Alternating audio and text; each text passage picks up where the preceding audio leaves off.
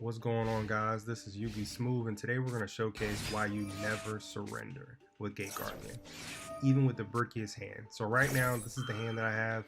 It's not a great hand, but even with this hand, I'm going to show you guys how we still pull it through.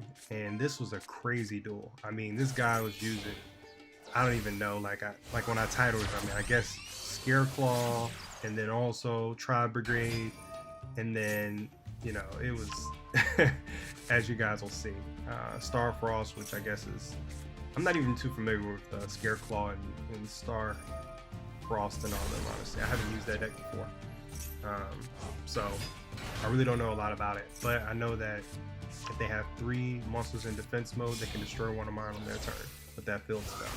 That's pretty much the extent, and I'm familiar with Brigade, so I expected that. But in this duel, you guys are going to see them pull out every single card in their extra deck. And I mean, it was a lot of times during this duel that I thought, you know what, yeah, it's a wrap. Just because of, you know, everything they were bringing out. I know that's a new card that just came out. And, well, I don't know if it's a new card that just came out or not, but I know that this is the first time I've seen it get released. And then they even brought out Sprite. And I was like, yo, this is Sprite too? They're doing Sprite? I was like, okay, so this is just a mosh posh of a bunch of different decks all into one. So I was like, you know, I couldn't really strategize for it. I didn't know which direction I wanted to go to, but what I did know was that I needed to get out my biggest balls, Gate Guardian. And I needed to focus on trying to avoid some of their spells and traps. So if I can get out my biggest boss and I can get out my other Gate Guardian that negate spells and traps, then I'll be in a good position. In my hand, you'll see I have Foolish Burial, which I'm going to use to obviously throw monsters to the graveyard, and then also I have Foolish Burial Goods, which is where I can send a spell or a trap to the graveyard. So with that, I'm going to send out either basically one of my Gate Guardian cards. All the Gate Guardian cards, as far as the spells and the traps, enable you to banish them from your graveyard and put another Gate Guardian card in your hand. So I have this, like I said, this isn't the best hand, but you'll see what we can do. Alright, so I get a triple tactics, I go Foolish Burial Goods, I send the trap. I wanted to see if he was going to do any baiting, so I go ahead and, like I said, I banish that, which allows me to get a piece. Okay, he throws out Max C, no problem, I'll take it. I go ahead and draw 2 cards, which that helps out a lot. Then I get out my Labyrinth Wall Shadow, so I'm like, okay, yep, we're cooking. Bring out my Kazagen, banish all of them, go ahead and get out, like I was telling you, my biggest balls, Gate Guardian combined. I Foolish Burial again, then I do my Fusion Deployment, so I can get out another piece for Gate Guardian. Then I banish all 3 of them, I get out another biggest boss. So I'm like, okay, we should be in a better position now. Even though he had all that going on, let me get rid of his link monsters. And honestly, like I told you, I wasn't sure which route I wanted to go because he had so many different ones. I knew that his field spell was a targeting field spell, so I knew I'd be able to take that out. That's not a problem. I wasn't afraid of that because, you know, I can negate up to 3 times with any targeting thing. But I wasn't sure what I wanted to really eliminate. And I probably should have just, like, I should have definitely destroyed that one. But hey, he brings out this. This is actually non-targeting, which kind of sucks because you see it says you can banish 1 card on the field, and that's what gets you a lot of times with these protections that you feel like you have. Because of this non-targeting, like that, or either access code talker, then you know you're just screwed. Fortunately, here I was able to destroy 1 monster because of my field spell that has 1600 or less attack. But he brought out, you know, the big negate himself. So I couldn't do anything. Everything pretty much just had to stand still. And it's all in defense mode. So I said, you know what, let me just try to bring out another one of my biggest boss. With this field spell, it's a soft once per turn. So I went ahead and brought out 1, threw out another one, and I was able to bring out another piece. He goes into Brigade shenanigans. Typically, I'll be able to negate this. The problem with this is that, let's say it's a continuous spell or a continuous trap. If you negate it, it doesn't destroy it. So I feel like that should have been on that card. You should have been able to negate and destroy just as the Gate Guardian combined. So, I mean, I guess they did it intentionally. Obviously, they know but that would have really helped out. And also with the other one that there's one that makes all attack 0 up to 2 times per turn, the other Gate Guardian fusion, and then there's another one that brings out allows you to get another card. So out of the 3, obviously the negate, spell, and trap, that's a good one, and then that one is pretty good. The one that isn't the best is the one that just allows you to get additional Gate Guardian, spell, or trap card in your hand. But with that one, I feel like if they would have just made that one negate monster effects, oh my gosh, that would have been crazy. That's what I feel like they should have done. But needless to say, this is the position that we're in. You still see they bring out Access Cold Talker, which is another non-targeting, so they get rid of my Gate Guardian, but my floating effect allows me to bring out another Gate Guardian. So he destroys that. That floating effect allows me to bring out another piece. So I'm fighting, man. I'm fighting back. This is a tough duel right here. So he takes out that one. Boom, I'm able to bring out another one. Now I got all 3 out. So, you know, it's kind of crazy, but I'm definitely fighting. So he destroys that because now he can obviously target, but he has everybody in defense mode. So I go ahead and bring out another piece, and unfortunately I don't have any more fusion monsters because he's taking them all out. So I'm in a bad position here. And he destroys another one, and then he banishes, and then he destroys that. And you know, obviously he finally turns his monster in attack mode. I'm able to use my field spell to destroy one of his cards. He goes in for attack. I use my Shadow Ghoul in the graveyard, destroy that card. Well, I should have been dead now. I should have been dead here. He thought he had me, but you know, didn't read that graveyard effect. Now, honestly, I wasn't sure what was gonna happen, but he didn't read it, so that worked out for me. All right, so he's doing some more shenanigans, and this is the point I was telling you. So now every single card of it is out of his extra deck. He brings out Apollo, which I was honestly thinking about adding Apollo to mine. I have Apollo, but I just didn't have it in this deck build, and I'll show you guys why probably in a later duel. I think I linked some in a later duel, but I just basically want to showcase that no matter what, you probably never brick. So I bring out Cash Tier Unicorn, just trying to bait some interaction. He does that. I mean, I know all this stuff is going to happen because I know he has a couple in the gate, so I do it again. Yep, same thing. And then I go ahead and go into Xyz monster, put it in defense mode, and then I activate this effect. That way I get it all the way down to 0, so now all of that's done. So my thing was just to stall as much as possible.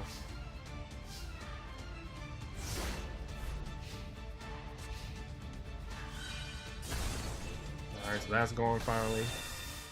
He tributes both of them and brings this out. His field spell only works if he has a 3 defense monster, so since he didn't, I knew he couldn't destroy my card like that. He needed something that can get over it, which is what. And then I top deck Finion, and I was like, wow, that was the best top deck I could have got. So, I mean, he already knows the business now. I'm about to go in for attack, banish his card, and take control. He scoops. That was a good duel. That was a good duel. That was entertaining. I hope you guys liked that one. That was really good. Alright, so this duel, actually I was just going to do a video on the last one, but I was like, you know what, let me add these other 2 just because these were kind of entertaining too. So I come out with Unicorn, and this is why you never scoop, you never leave, like never surrender. Not when you got Gate Guardians, because anything can happen. So yeah, see, I'm going into the link play here. So this is what I was talking about. It's turn 1, so I didn't really get the setup that I needed to go into one of my Gate Guardians. So I said, okay, this is like my backup plan just in case. So I go into my Wind Charmer, and then I go into Masquerena IP, and see, this is kind of where I'm at. So I go into my Link Spider here, and I can go on Link Spider and the other one too if I had it. That ended up going into my Unchained Abomination. So that's pretty much the biggest boss in mine when it comes to Link monsters right now, which I could make an Axos, and then I pretty much waste one. So for me, I was like, you know what, I need to change that. I need to add another Link Spider, and I may need to go Apollo next time. That way I can negate a lot of his monster effects. So I think I might switch to that, or see if I can just get them both out in the field at the same time with those 5. But if you guys have any comments on that, comment below, let me know what you think of which link monsters you feel like I should add to kind of balance that out a little bit. Ideally, I probably should just get one more each fusion, but you know, I just like to have a backup plan on backup plans just in case. So I banished this Mirror Jade because that's problematic. One of my close friends, he plays with branded Despia. So since he plays with branded Despia, I know Mirror Jade is a nightmare. So I always just get rid of that as soon as I possibly can. He goes into it. One of the things that I don't like about playing branded Despia is they have a card that literally is like a super polymerization. And it's just a monster effect. So that's problematic, to say the least. So he goes into his moves, his fusions, and this is a tough one. This is a tough one right here because I wasn't really sure because I didn't have the strongest opening hand. That's actually one of my favorite cards that he brings out. Predator Plant. It allows you to put a Predator counter on one of your opponents and negate its effects as long as it's up there. So I activate my effect. I always just activate effects just to negate because you never know what they'll do, even though I know my effect won't work. So that's a good best practice, guys. Always just activate the effects. Unless you're playing Casteer, then don't activate any effects, because if you do, they're going to start vanishing and doing shenanigans. So just keep that in mind. Alright, so we get back to my turn. So my goal now is I have to get rid of that Predator Plant, Magician's Soul, which I love this Magician's Soul in this deck. If you guys aren't using this with this build, you're missing out. So basically, you get out Magician's Soul, you put out 2 of your pieces, then you send them both to the graveyard, and then you're able to draw cards. But for me, I was just trying to bait interaction because I knew that he was going to do what he just did, because he gets to do that once a turn. So I put him in the graveyard, bring out my biggest boss. He goes to try to destroy me, so I went ahead and activated both of mine to get rid of a bunch of his cards. And when this card is in the graveyard, I can get rid of this and get another one out. So that was the goal. I'll show you guys here. So I destroy his monsters with that. It's basically like a Mrs. Space Typhoon. But it allows me to get another one of my pieces for my Gate Guardian. So I summon Fenrir, and then I special summon the other one. Alright, no interaction. And then I destroy that. Once I destroy that, I'm like, okay, now we're good. And I destroyed that. I'm like, alright, let's go ahead and take him out. And then he scoops. I'm like, this is, after all that, you're gonna scoop? Come on, man, you had me against the ropes a couple times. Thought you would have stayed. But and this is the last one I want to show you guys, just because I feel like it was entertaining. I didn't get a great hand again, so this is another time where I couldn't do anything. I had nothing in my hand I could really do. So I put a Call by the Grave. I have a Max C, which kind of buys me a turn. In essence, he tries to throw an Ash. Fortunately, I have the Call by the Grave, so I do that. But if you look at it, I mean, this is the hand. And most people like would scoop on this hand. They're like, oh, well, you know what? I didn't get a good hand. Let me just go again. But in Duelist Cup, I'm not scooping. Like I'm trying to level up. I'm trying to get to the second rank. So right now I think I'm on level 15 or 16. I'm trying to get all the way to the top. So I'm not scooping. it's a winnable game. So I'm gonna show you how powerful this card is, because I don't think I've shown this in my other duels. But the card that I have set face down right now, you're about to see. So I attack. Good thing about Suijin is that if anything attacks it, I can just make their attack 0, and then they get destroyed pretty much, and my monster lives. So you have to literally just destroy me by card effect, or you know, negate my effects or something. So he goes into it, Blackwing. I thought he was gonna do more, honestly, but that was it. He just goes into this, then he pauses, and he doesn't attack because he reads my card, which is smart. People actually read. I like it.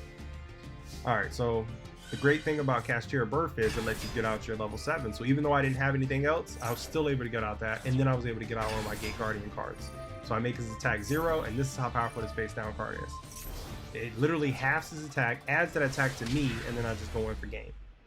So yes, that is why you have that card in your deck. That's why it's so dominant. So I hope they don't limit anything with it, because it's not like a tier 0 deck. So hopefully they just let us run it. But I'm gonna showcase some of the cards. Magician's Soul.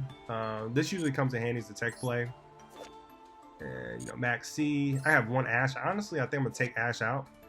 I only had that in because I was doing a I was going to Baron sometimes, but I think I'm just going to take Ash out, honestly. So obviously you need all your pieces to the Gate Guardian, the Kazugen,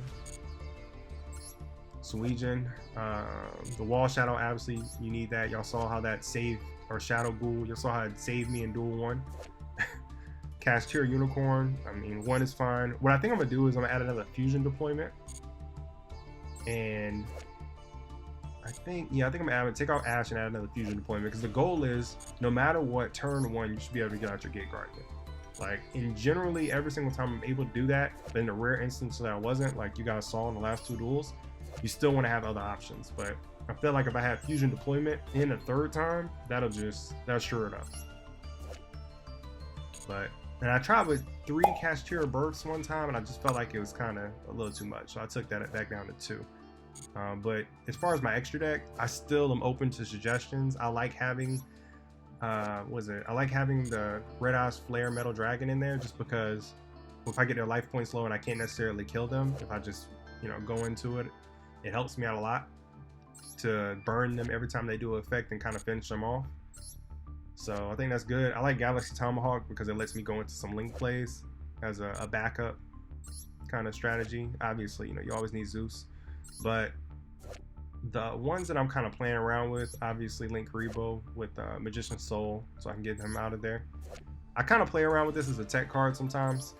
This one I could probably take out, and then that one I'll keep because of the Tomahawk, and then IP I'll keep. But I'll probably take out that one and maybe add Apollo. But you guys comment below. Let me know if there's any